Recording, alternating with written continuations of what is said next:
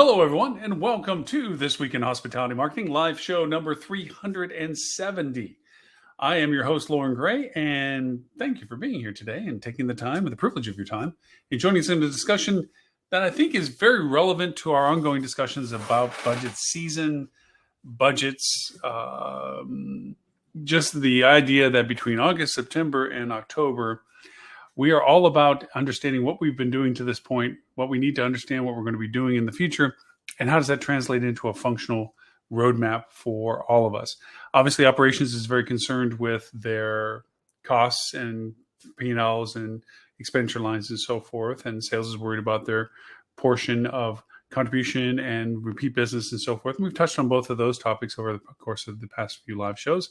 And we've also talked about marketing and the evaluation of the trend data and so forth, and where we gather this data to interpret what we're going to do. We just finished recently last week talking about SWOT analysis, strengths, weaknesses, opportunities, and threats, and how that incorporates into the budget process uniquely different for 2023, all the different resources that are for that.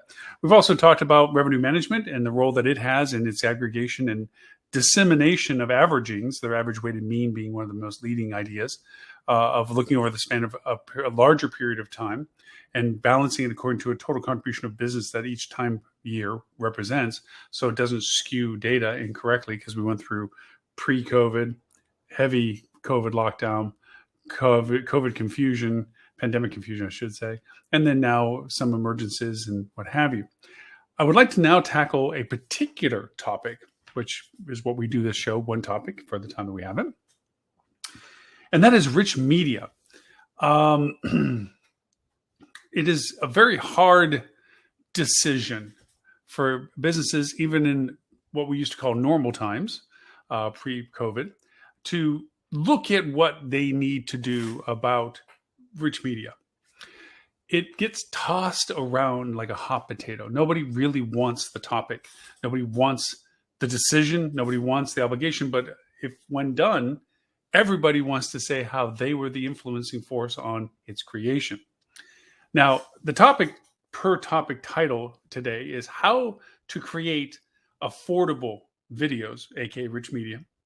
I can delve a little bit with the still imaging and so forth, but I don't want to get too tangled with that, because there are very definitive categories of what we mean by the needed rich media. And let me explain that. Brand, if you have a branded hotel, have very rigid formats as to what they want for images that are related to your particular brand product. There are certain shots, there's certain angles, there's certain things that are included in the imagery that are standard for the brand.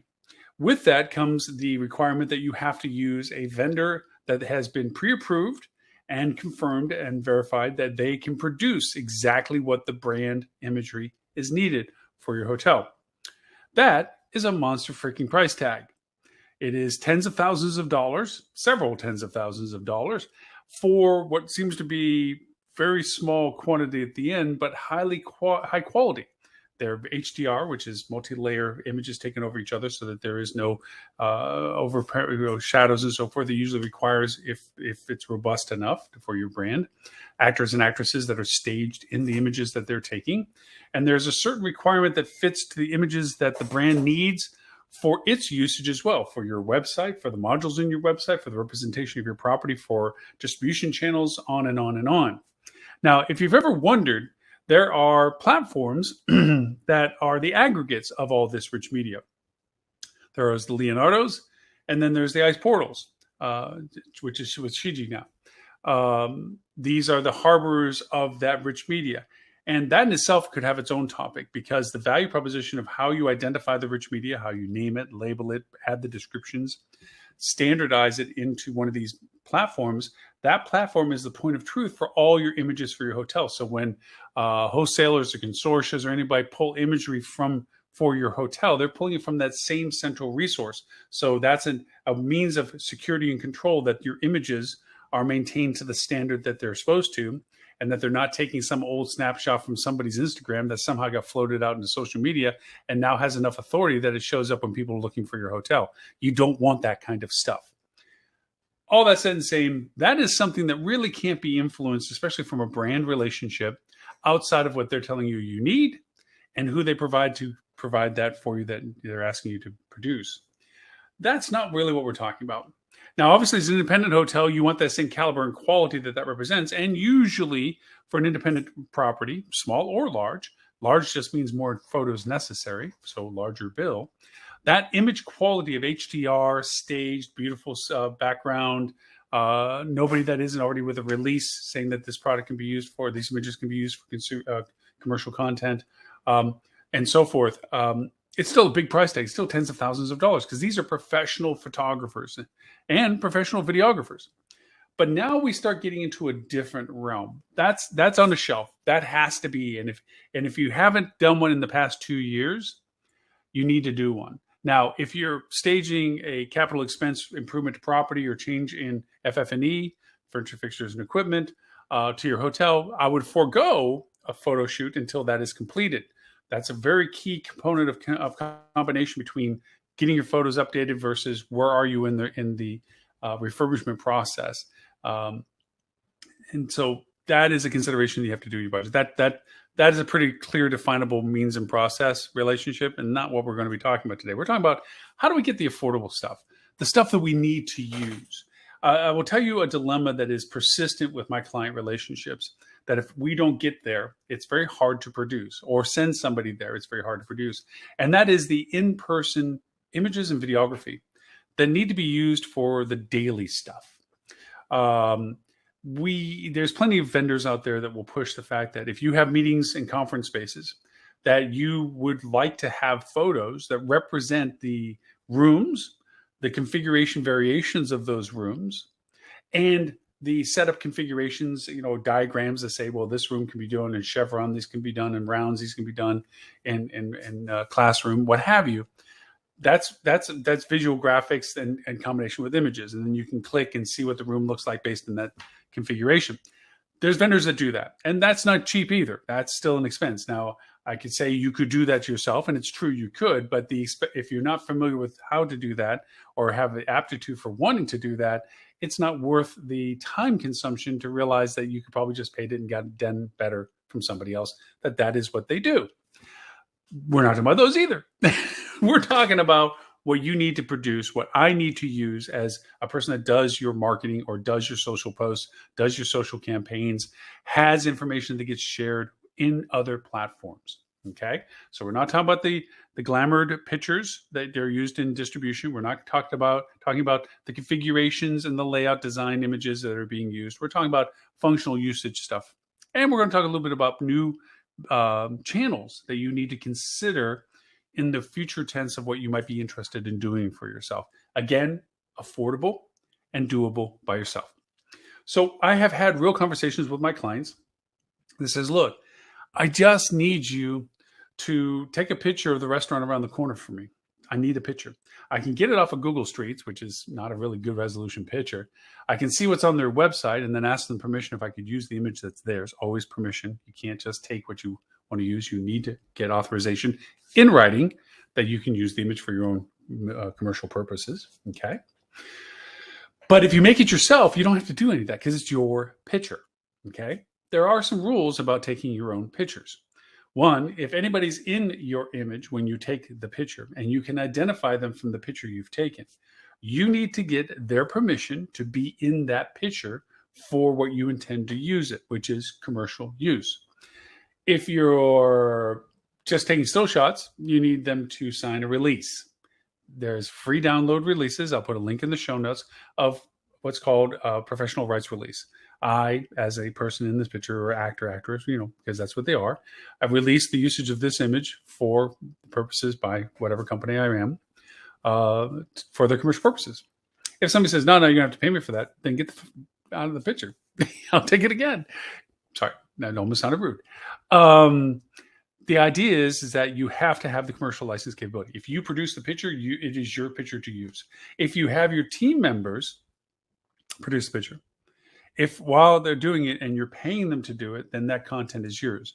If you're asking them as a favor, you need to have them sign a release that it's okay to use the picture I gave you. It's that granular, and you got to be careful because the employee might be very happy with you now, but they leave on bad terms potentially with you, realize they took a bunch of pictures for you that you never paid them to do. And now all of a sudden they're saying, you're taking my pictures. And we say, well, we asked you to go take them. And yeah, but you didn't pay me. They're right. You didn't compensate them for it. And that now means it's their property, not yours. Even though they offered to do this, you have to make it clear this is your content. So if you're going to send somebody out for a picture, make sure that they're on pay. Now, this is easily done with somebody on salary because that is something that they can be included into their duties and get done. So that's the logistics of that. What am I talking about for pictures? I'm talking about the pictures that we use. We work with clients that we actually try to educate them on the way to take better pictures.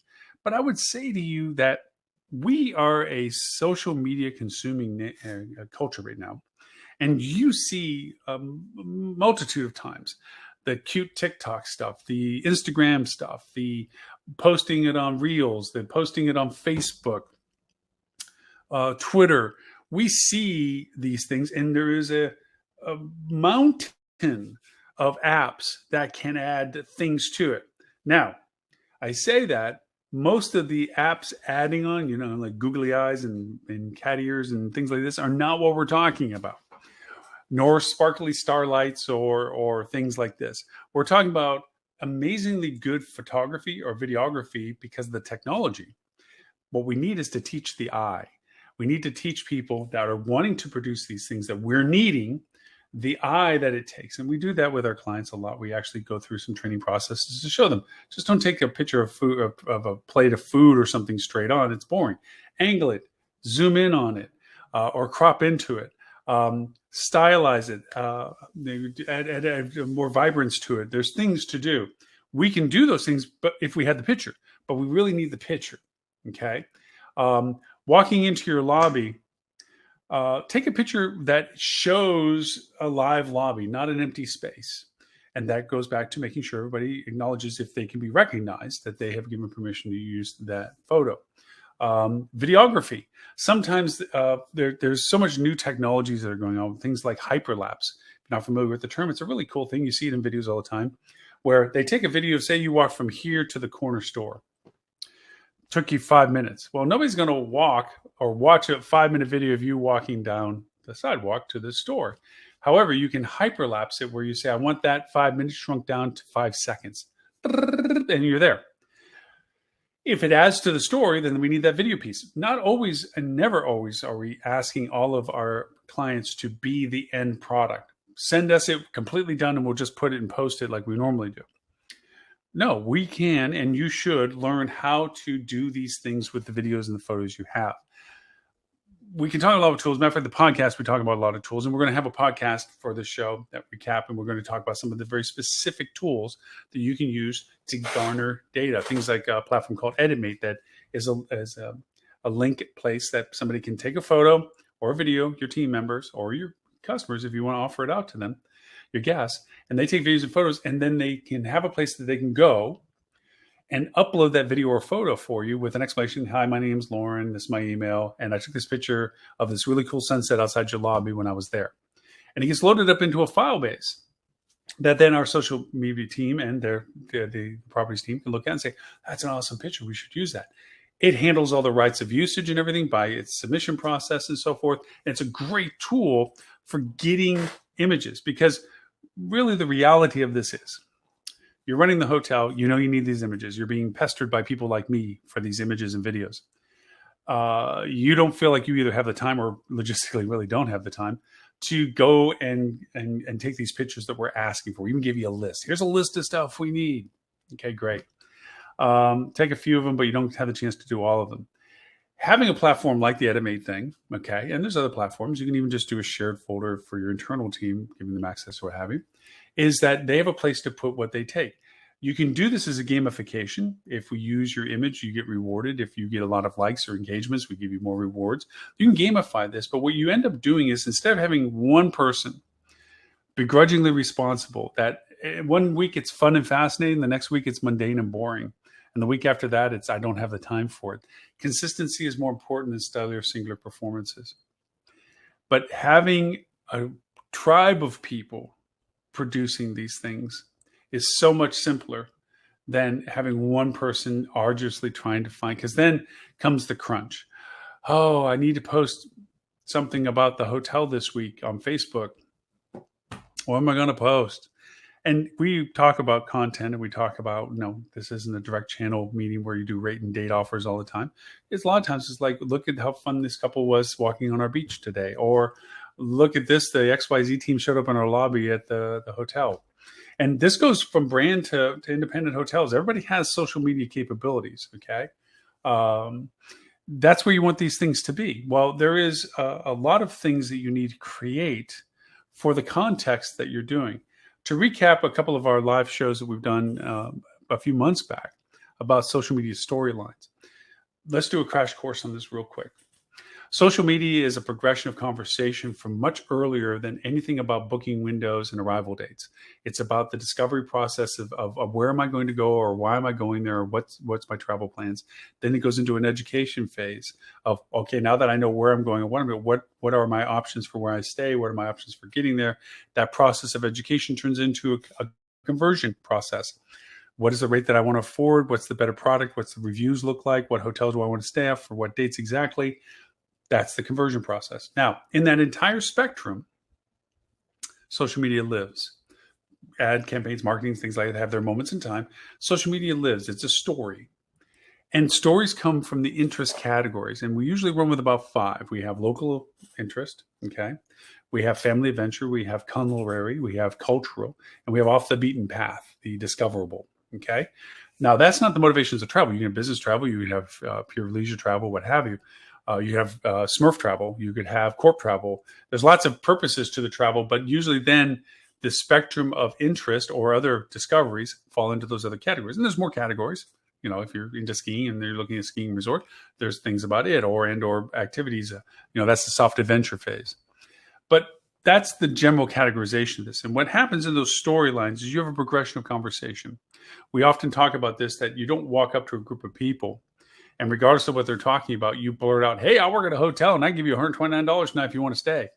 Not being completely tone deaf about what they may be talking about beforehand. That's what your advertising does. It's blunt. It gets out in front of people whether they're interested in it or not. And it has a very small return of anybody that you just happen to be lucky enough for somebody says, oh, that's pretty cool, I get it. A lot of times with social media, you follow what people are doing and dialoguing about. So you follow what people are interested into your market about. From that, you see if you can contribute to the context of their conversation. Not about your hotel, not about your rates and dates, not about your spiffy ballroom and but rather it's like, oh yeah, it's beautiful to have a wedding in our area about that time of year. We get lots of wedding invitations or wedding parties that come to stay at the hotel. And they say that XYZ location town is a beautiful setting for a lot of their photos that they take.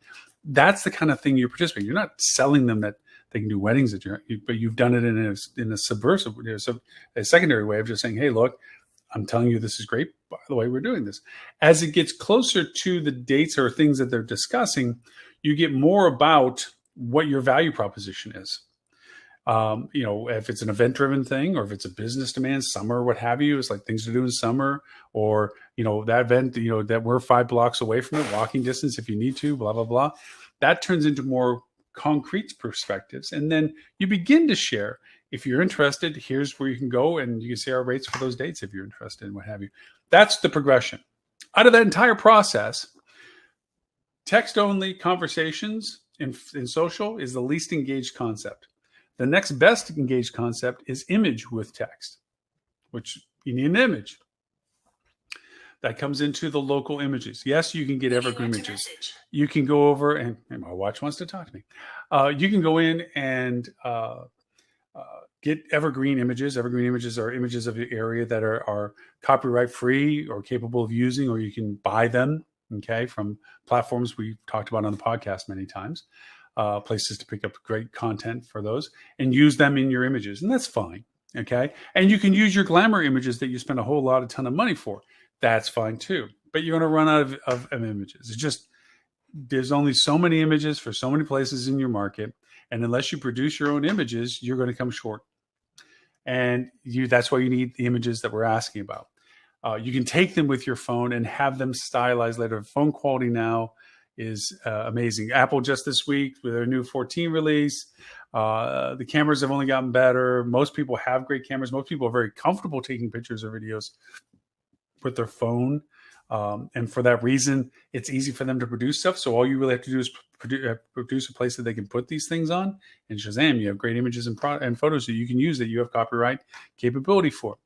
But then the next best engagement with social is video, where you have some short snippet to this. Now, this is where people get very intimidated, because it's one thing to say, I want a picture or a video of walking into your lobby. Okay. Some people will start outside in your porte-cochere, walk through the sliders, wait for the sliders. There's a reflection of them in the glass. And then they walk into the lobby, and then they too quickly turn from the left or to the right to actually use any of that video. And they forget that there's people they can see behind the front desk they didn't ask permission for. And then they send that video. And we're looking at it going, well, we could just still shot the image from the porte-cochere staring at the glass doors, albeit there is a reflection in it.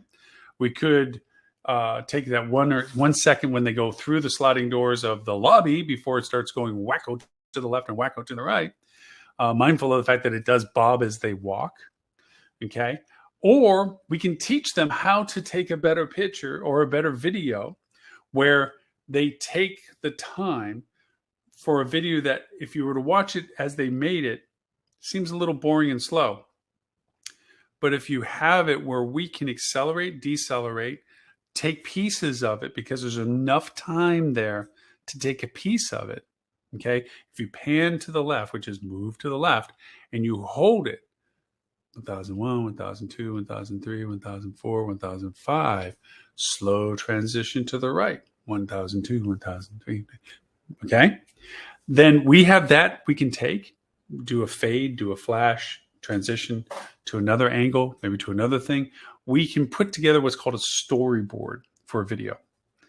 And we, as any agency that offers video, I'm not trying to sell pitch what we do. I'm just trying to say that this is what you do.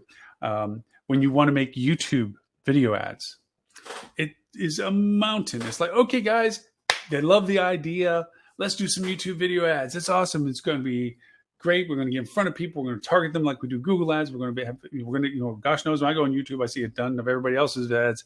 Why not see one of mine, kind of thing. Problem is, when you get from the excitement and the commitment to doing it, then you hit the wall of, well, what do we have for video? Nada. We got to go make video. Okay. It's not long video. Okay. It's anywhere from 10 to 30 seconds. Not long. Anything longer, it's turning into an infomercial, and it has to have a different purpose than what you're probably going to do as a YouTube ad. So you have it. Now, on one side of it, 20 seconds can be forever, because things happen on 1 second, half-second intervals. It's tick, tick, tick, tick, transitions, things like this, because you have a very short attention span audience. After 6 seconds, if it's not grabbing them, they're gone. And in the world of YouTube ads, if it's a skippable ad at the front, where it's not a pushed ad that you have to watch the entire sequence for, which is more expensive, you do the skipped ad, it has to have enough in it before the skip button allows it to maybe intrigue them enough to not hit the skip, at least long enough. Strangely enough, we found that to be about a 20-second sequence, based on lots of rules with Google as to what they consider billable versus non-billable, viewed versus impression, and all that kind of stuff. But 20-second ad can be, it has to cover the whole storyline in 20 seconds. Why, what, where, and how. And then you have the link to the video that says, want to know more? Click here. Now, brands have a slight limitation because they don't have the customization of where this can go. There is some things you can do, which is called deep linking stuff, which will allow it to go to a particular Facebook post that would allow them at their Facebook account that they're using, the credentials to go see what it is you point to without thinking, hey, you're not a Facebook user. If they're not, then they're going to hit that wall. But that's unique stuff. The idea is the video creation. And like any good movie, you have to have a beginning, a middle, and an end. Now, I know it sounds like, no, that's thank you, Captain Obvious, Loren. But the reality is you have to understand what the end goal is in mind before you begin. What do I want this video to be? What am I trying to convey? Now, there's branded, which is really about awareness of you being in a market that has triggered the filters on YouTube to have this work. There is the particular offer where it's like, I want to get your attention for something in particular. and I'm going to drive you to the point where you want to know more information, which is what that action item is. Keeping in mind, okay, that the ad, the video, doesn't explain the universe in the 20 seconds. You can't make an ad tell you everything about what you're making the ad for. That's bad ads. And that goes for any ads, really, is if you're making the ad try to tell you the whole story or the whole context of what the offer is, nobody's going to really pay attention to it because it's too much for them to process. You're bringing them from lack of zero to fully making a decision by clicking the button at the end, and it's too fast. What an ad and a video ad does is it's a catalyst for action. Here's an inciting thing or a valuable thing to you because you've been targeted that we're asking you to click so we can tell you more about it. It's an action. It's a lead to more detail that hopefully will convince them to convert or at least follow through with more engagement with you. So videos and creating videos, there are a host of platforms. I use a platform to generate videos quite easily called Filmora. They're very much about using just the MP4 formatted videos, putting it in. They have a lot of great fun plugins, which is why I like using it. I have Final Cut Pro on my Apple, and it does amazing stuff. Oftentimes more amazing than I need it. Sometimes I need off-the-shelf stuff like, oh yeah, I need that intro. I want to transition from a fade. Stay consistent with fade if you start with fade, flash if you start with flash, whatever. And it's drag and drop into a little timeline. It's like a little player. Start here and here, puts it in. I'm talking about stuff that if you have no interest in doing, don't try to force yourself into doing it. It's better to have people like me or an agency that's into videography to do it. It just increases your cost to this. The free aspect of this is that you have a lot of very talented people on your team that if they can take a short Instagram snippet of what they find interesting, they should be able to create a short Instagram snippet that they can give you as video that you can use for your Instagram. And that's one of the key things about these platforms that I discussed, like Animate and so forth, that give you the ability to give a place for people to contribute stuff to without giving them access to actually post it. That's the secret sauce to this, is that you're not allowing the access, even a person that you designate on your property to be the facilitator of your postings on social media has to have a gateway. How many times have we seen in social media that the intern was blamed for bad posts and stuff, tone deaf posts and so forth? Oh, the intern don't realize it was scheduled, and they're talking about Sunny and 72 and we had a weather tragedy here or something.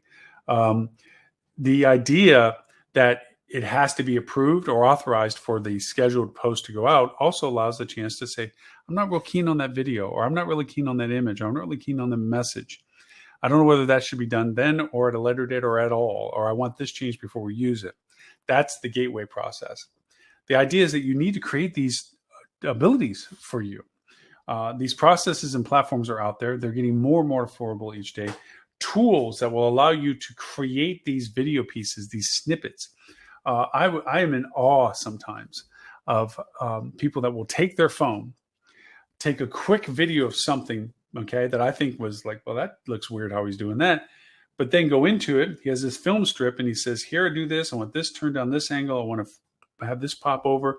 I want to put this tone of music behind it. And he's just, or she's thumbing away on it.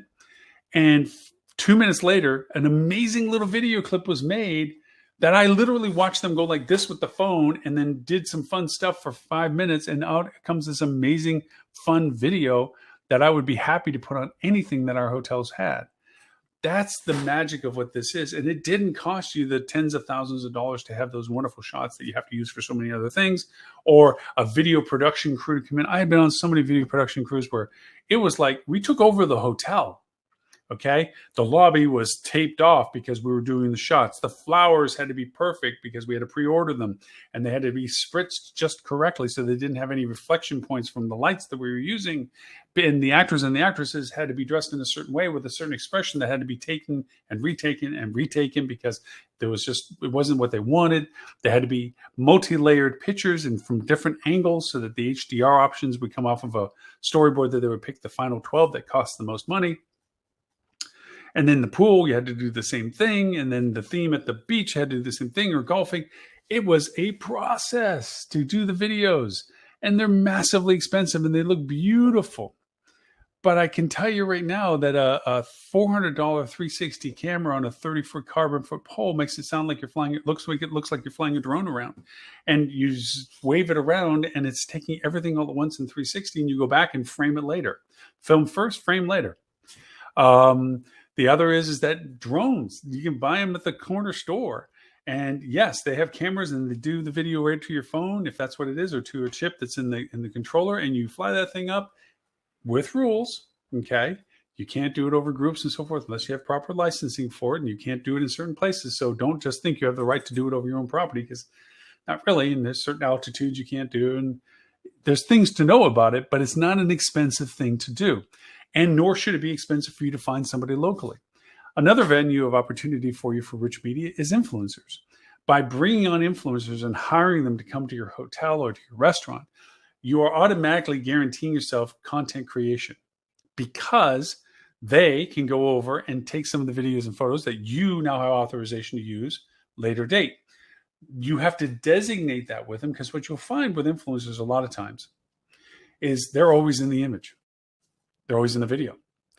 And as helpful as it is for what you're using them for, the video and the photos with just them in it aren't as helpful in the residual value. So we always contractually made sure that we identified to do what you need to do and the criteria of what we ask you for distribution.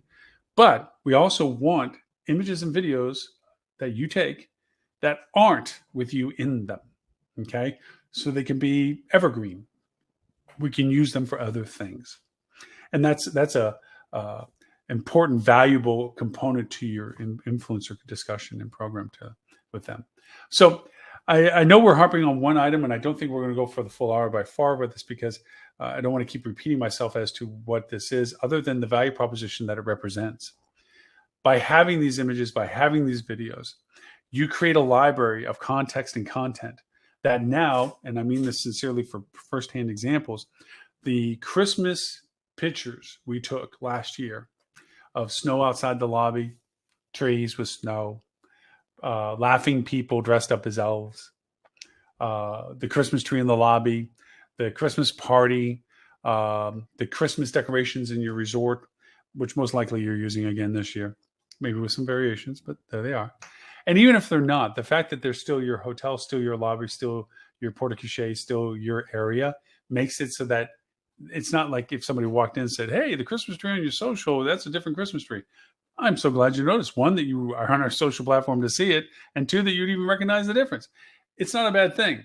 But what it does allow us is for our campaign ad strategies and our campaign story strategies in social. Remember I was telling you about the discovery, the education, and conversion story timeline process where people are looking to do what they do and so forth. I now have images and videos that are in our library that I can use in that storytelling that I have, that I can say Christmas is this, and there's a Christmas picture of us. Not having that means I have generic photos or generic video that is there, but not a lot of it, especially if it's location driven. And two, it also means that other people could be using the same images, which creates confusion, where if another hotel in your market uses the same stock videography or stock photography that I'm using, but it's like, well, great. So those pictures aren't of that hotel, or those images aren't related to the hotel, because I see another hotel using them. Which one is closer to that statue or that fountain or whatever? When you can have your own. So it is important for you to begin to cultivate a rich media library.